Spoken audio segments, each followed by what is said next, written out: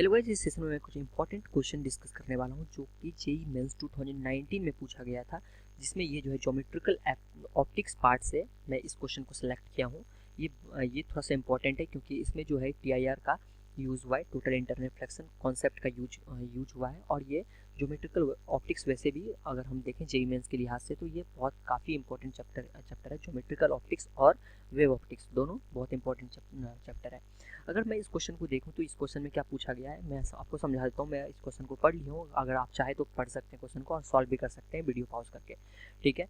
By the way मैं इस question को डिस्कस करता हूं। इस क्वेश्चन में क्या है कि आपको ऑप्टिकल फाइबर दिया गया है 2 मीटर लेंथ का और इसका डायमीटर कितना है। 2 मीटर लेंथ का ऑप्टिकल फाइबर दिया गया है, उसका डायमीटर कितना है 20 माइक्रोमीटर है। ये बात क्लियर है। अब यहाँ से क्या हुआ कि आप रे जो है यहाँ से एक रे भेज रहे हो, ठीक है, इंसिडेंट रे 40 डिग्री एंगल पे इंसिडेंट रे भेज रहे हो।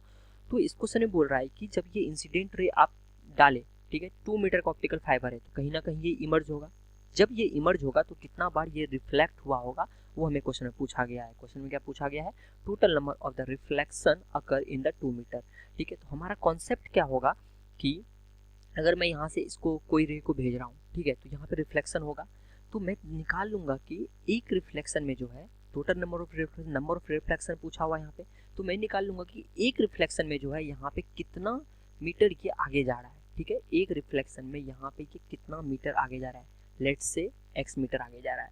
तो 2 मीटर, अगर 2 मीटर पूरा लेंथ रिफ्लेक्ट करेगा तो कितना नंबर ऑफ रिफ्लेक्शन हो जाएगा। नंबर ऑफ रिफ्लेक्शन हो जाता है 2/x, यानी कि 2 मीटर अपॉन x, इसका जो भी यूनिट आएगा वो, ठीक है। 2 मीटर अपॉन x जो है number of the reflection occur in 2 metre हो जाएगा, क्योंकि एक रिफ्लेक्शन में ये कितना आगे बढ़ रहा है, x आगे बढ़ रहा है। तो 2 मीटर में 2/x आगे, 2 मीटर में 2/x जो है नंबर ऑफ रिफ्लेक्शन होगा। ये बात क्लियर है। तो इसको मैं अगर यहाँ पे सॉल्व करूँ तो कैसे होगा, देखिए यहाँ पे क्या है कि यहाँ पे आपका रिफ्रैक्शन हो रहा है और यहाँ पे क्या हो रहा है, इस पॉइंट पे रिफ्लेक्शन हो रहा है। पहले तो रिफ्रैक्शन हो रहा है तो हम यहाँ पे स्नेल्स लॉ यूज करेंगे। इसका क्या है कि बाहर में एयर है तो म्यू इक्वल टू 1 और इसका म्यू इक्वल टू 1.31 क्वेश्चन में गिवन है। क्वेश्चन में दो चीज आपको गिवन दे रखा है कि इसका रिफ्लेक्टिव इंडेक्स कितना है 1.31 है और साइन 40 इक्वल टू कितना है 0.64 दिया हुआ है। तो हम लोग अगर स्नेल्स लॉ यूज करेंगे, स्नेल्स लॉ क्या होता है, ये होता है म्यू 1 साइन थीटा। चलिए यहाँ पे मैं थोड़ा सा ऊपर से लिख लेता हूँ, mu 1 sine theta 1 is equal to mu 2 into sine of theta 2। तो यहाँ पे हमें म्यू पता है तो म्यू इक्वल टू कितना है 1 इंटू कितना हो जाएगा sine of 40 degree, which is equal to कितना हो जाएगा यहाँ पे 1.31 इंटू साइन ऑफ थीटा 2। ये थीटा 2 हमें आ जाएगा। तो यहाँ पे sine of theta 2 which is equal to sine of 40 which is equal to 0.64 divided by 1.31। अगर आप इसको कैलकुलेट करोगे तो कितना आ जाएगा 0.5। तो यहाँ पे थीटा 2 का वैल्यू कितना आ जाएगा 0.5 which is equal to half. Theta 2 का वैल्यू कितना होता है 30 डिग्री। अब ये हमें पता चल गया कि ये कितना है, ये है 30 डिग्री। तो 30 डिग्री अब हम क्या करते हैं कि इन ट्रायंगल अगर देखें OBA में देखते हैं, OBA में अगर हम देखें तो क्या होगा tan ऑफ 30 डिग्री, ठीक है। tan of 30 degree equal to क्या होता है परपेंडिकुलर अपॉन बेस। परपेंडिकुलर कितना है 2 माइक्रोमीटर अपॉन बेस, बेस कितना है x हम मान के रखे हैं। और tan 30 का वैल्यू कितना आता है, ये होता है 1/√3। तो x यहाँ पे कितना आ जाएगा 20√3 माइक्रोमीटर आ जाता है। ये बात क्लियर है। अब हमें जब x इक्वल टू 20√3 माइक्रोमीटर आ गया तो हम नंबर ऑफ रिफ्लेक्शन पता कर सकते हैं। नंबर ऑफ रिफ्लेक्शन कैसे हो जाएगा, ये हो जाएगा which is equal to 2/20√3 micrometre. ये मीटर में था तो इसको मीटर में कन्वर्ट करना पड़ेगा 10⁻⁻6 विच इज इक्वल टू, इसको हम कैलकुलेट करेंगे तो ये ऊपर जाएगा 10⁻6 हो जाएगा, यहाँ से 2 से 10 बार में कट जाएगा। और फिर ऐसे अगर कैलकुलेट करें तो 57,000 इसका नंबर ऑफ रिफ्लेक्शन आता है। यानी कि 2 मीटर के रेंज में ये सिर्फ 57,000 टाइम्स जो है रिफ्लेक्ट करेगा। ये ऑप्टिकल फाइबर ये एक्चुअली क्या होता है कि हम जैसे कि समुद्र में हम क्या करते हैं कि ऑप्टिकल फाइबर को भी इसको डालते हैं और तब जो है हमारा इंटरनेट जो है इसी थ्रू आता है। क्योंकि लाइट क्या होता है एक इलेक्ट्रोमैग्नेटिक वेव होता है। इलेक्ट्रोमैग्नेटिक में क्या होता है कि हम लोग इंफॉर्मेशन डाल सकते हैं और वो इंफॉर्मेशन के थ्रू क्या होता है हम लोग तक कोई भी इंफॉर्मेशन आता है, ठीक है। जैसे कि यहाँ पे इंफॉर्मेशन क्या किसमें डालते हैं 0 और 1 में डालते हैं, लाइक ऐसे आप लोग पढ़े होंगे 0 1 में इंफॉर्मेशन डालते हैं। और फिर यहाँ पे हम लोग क्या करते हैं, जैसे कि मान लीजिए कि यहाँ पे गूगल है, गूगल तो कहीं और है और हम यहाँ पे इंडिया में हैं, इंडिया में, तो यहाँ पे इंफॉर्मेशन डालें और क्या किए, इंडिया में इंफॉर्मेशन रिसीव, ये सेम इंफॉर्मेशन रिसीव कर लेगा। यानी कि कोई भी इंफॉर्मेशन जो है 01 में हम रिसीव कर इसमें स्टोर कर सकते हैं। तो यहाँ पे हम लोग इंडिया में 01 में वो इंफॉर्मेशन को फिर लाते हैं और फिर उसको कन्वर्ट करके और आपके मोबाइल तक पहुँचता है। क्लियर है ये क्वेश्चन? तो इसका करेक्ट आंसर कौन सा होगा? इसका करेक्ट आंसर जो है 4 जो है इसका करेक्ट आंसर होगा। ये भी क्वेश्चन 8 अप्रैल शिफ्ट फर्स्ट में पूछा गया था। ये हमेशा से जो है एक नई क्वेश्चन हमेशा पूछा जाता है जेईई मेंस में करंट एंड इलेक्ट्रिसिटी से।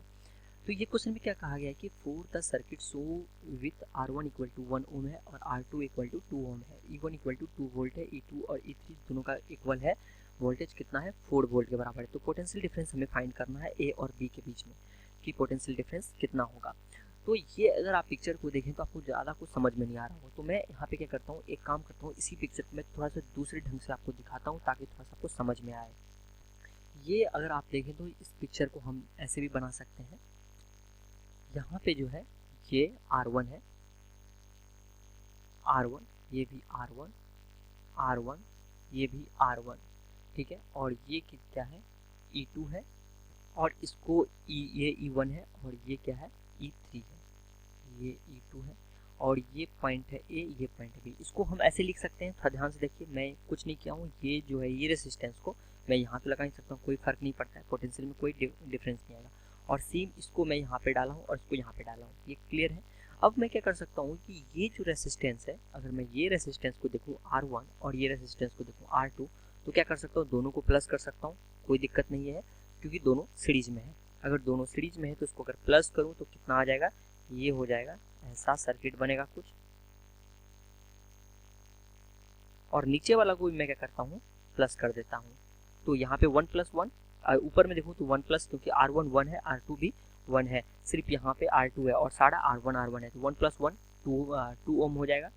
और इसको मैं कितना लिख सकता हूँ, ये हो जाएगा, क्या है R2 है, तो ये भी 2 ओम हो जाएगा, क्योंकि ये R2 कितना दिया हुआ है यहाँ पे, ये R2 है, R2 कितना दिया हुआ है 2 ओम। सिमिलरली ये भी 2 ओम दिया हुआ है। ये E1 दिया हुआ है, तो E1 कितना है यहाँ पे, E1 है 2 वोल्ट, E2 है 4 वोल्ट और E3 है 4 वोल्ट, और ये हो गया A, ये हो गया पॉइंट B।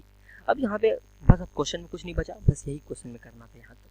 अब क्वेश्चन में पूछा हुआ है कि पॉइंट A और B के बीच में कितना पोटेंशियल डिफरेंस है, तो हम सिंपल से पोटेंशियल डिफरेंस निकाल सकते हैं कि E इज इक्वल टू, इसी को बीच में सॉल्व करना है, ठीक है, पोटेंशियल डिफरेंस। तो E इज इक्वल टू कितना हो जाएगा, ये हो जाएगा E इक्विवेलेंट इसको बोल सकते हैं, ठीक है, तो ये हो जाएगा I equivalent divided by R equivalent. तो I इक्विवेलेंट कैसे निकालते थे, I इक्विवेलेंट निकालने के लिए फार्मूला होता है E1 upon R1 plus E2 upon R2 plus E3 upon R3, यही होता था, क्योंकि तीनों क्या है कि पैरेलल है, ठीक है, तीनों रेसिस्टेंस पैरेलल है और तीनों बैटरी भी पैरेलल में है। सिमिलरली अगर देखें रेसिस्टेंस को, तीनों रेसिस्टेंस पैरेलल में है, तो नीचे 1 upon R1 plus 1 upon R2 plus 1 upon R3। अब क्या करते हैं, यहाँ पे वैल्यू रख देते हैं। अगर हम यहाँ पे वैल्यू रखें तो 2 upon 2 plus 4 divided by 2 plus 4 divided by 2 upon 1 divided by 2 plus 1 divided by 2 plus 1 divided by 2। अगर इसको सॉल्व करें तो कितना आ जाता है, ये 10 अपॉन 3 वोल्ट आता है, which is equal to 3.33 volt आता है। क्लियर बात है, इसमें कोई दिक्कत नहीं है कि सिर्फ यहाँ पे क्या करना था, आपको जो है ये सर्किट थोड़ा सा समझ में नहीं आ रहा था, इसीलिए आपको ये क्वेश्चन सॉल्व नहीं हुआ होगा। अगर ये क्वेश्चन में आपको ये सर्किट समझ में आएगी कि ये इसको सर्किट को ऐसे लिख सकते हैं और बाद में इस सर्किट को मैं सिंप्लीफाई करके ऐसे लिखा, ठीक है, यहाँ सिंप्लीफाई करके ऐसे लाया, यहाँ सिंप्लीफाई करके ऐसे लिखा, और हमारा आंसर कितना आ गया, 3.3 वोल्ट आ गया। ये क्लियर है, तो ये कौन सा ऑप्शन में दिया हुआ है 3.3, ये दिया हुआ है 4 नंबर, तो इसका 4 नंबर करेक्ट है। ये क्वेश्चन भी 8 अप्रैल को शिफ्ट 1 में पूछा गया था, ये बहुत इंपॉर्टेंट क्वेश्चन, ये इजी है, ये मैं ऑब्जर्व किया हूँ कि ये बार बार पूछा गया, इसलिए मैं ये क्वेश्चन को इसमें डाला हूँ। इसमें अगर पढ़ूँ तो मैं क्या दिया हुआ है क्वेश्चन में कि in an interference experiment the ratio of the amplitude of the coherent wave A1 upon A2 equal to 3, यानी कि आपको एम्पलीट्यूड का रेशियो दिया हुआ है A1 डिवाइडेड बाई A2 कितना दिया हुआ है, 1/3 दिया हुआ है। तो हमें क्वेश्चन में पूछ रहा है कि the ratio of the maximum and the minimum intensity of the fringe will be, यानी कि I max divided by I min is equal to क्या होगा, ये क्वेश्चन में पूछा गया। तो हम जानते हैं कि देखिए इस क्वेश्चन को हमेशा अब डायरेक्ट फार्मूला याद रखिए, I max upon I min क्या होता है, I max upon I min. ये क्वेश्चन को बहुत बार पूछा गया है। ये होता है under root of I1 plus under root of I2 upon under root of I minimum के लिए सिर्फ यहाँ माइनस साइन आता है, I1 माइनस I2 का whole square which is equal to, अगर यहाँ पे देखूँ तो क्या हो जाएगा, हमें क्या दिया हुआ है, एम्पलीट्यूड A1 अपॉन A2 दिया हुआ है। ठीक है, अब देखिए यहाँ पे मैं करना क्या चाह रहा हूँ आखिर क्वेश्चन में, इंटेंसिटी क्या होता है कि प्रोपोर्शनल टू एम्पलीट्यूड होता है, एम्पलीट्यूड का स्क्वायर होता है, ये बात आपको सबको पता है। एम्पलीट्यूड की इंटेंसिटी प्रोपोर्शनल टू एम्पलीट्यूड का स्क्वायर होता है। तो अगर इंटेंसिटी I1 अपॉन I2 अगर मैं निकालूं तो क्या हो जाएगा, ये हो जाएगा A1 अपॉन A2 का स्क्वायर हम लिख सकते हैं यहाँ पे। ये बात क्लियर है। और A1 और A2 का आपको रेशियो दिया हुआ है, तो I1 अपॉन I2 का रेशियो कितना निकल जाएगा, ये 1/3 का स्क्वायर इज इक्वल टू 1/9 आ गया। यानी कि हमें कन्वर्ट करना होगा इसको I1 अपॉन I2 के रेशियो में, तो हमें फाइनल इसका I1 अपॉन I2 का रेशियो पता है, और यहाँ से हमको पता चलेगा Imax अपॉन Imin कितना होगा। तो चलिए हम सेम चीज करते हैं, I1 अपॉन I2 को इसको रेशियो में कन्वर्ट करते हैं। ऊपर नीचे मैं क्या करता हूँ, ऊपर और नीचे दोनों तरफ I2 से डिवाइड करता हूँ। तो I2 से अगर डिवाइड करूँ तो कितना हो जाएगा, ये हो जाएगा I1 upon I2 plus I2 से डिवाइड करूँ तो ये हो जाएगा 1 upon under root of I1 upon I2, यहाँ पे I2 से डिवाइड करूँ तो ये कितना हो जाएगा -1। ये बात समझ में आ गया। तो अब तो हमारा कुछ नहीं बचा इस क्वेश्चन में, Imax upon Imin is equal to कितना हो गया, under root of I1 upon I2 कितना हो जाता है यहाँ पे 1/3 plus 1 divided by 1/3 minus 1। Calculate करते हैं तो हमारे पास आ जाता है 4/1। तो इंटेंसिटी रेशियो पूछा हुआ है, तो Imax ratio to Imin is equal to कितना होता है 4/1। ठीक है, तो ऑप्शन में यहाँ पे देखें तो कितना 9, 2, 18 और 4, तो 4 जो है 4/1 है, या फिर हम बोल सकते हैं 4 डायरेक्ट भी बोल सकते हैं, 1 upon Imax upon Imin equal to 4 है, तो 4 आंसर हो जाएगा। ठीक है, तो इसका 4 नंबर जो है इसका करेक्ट आंसर है।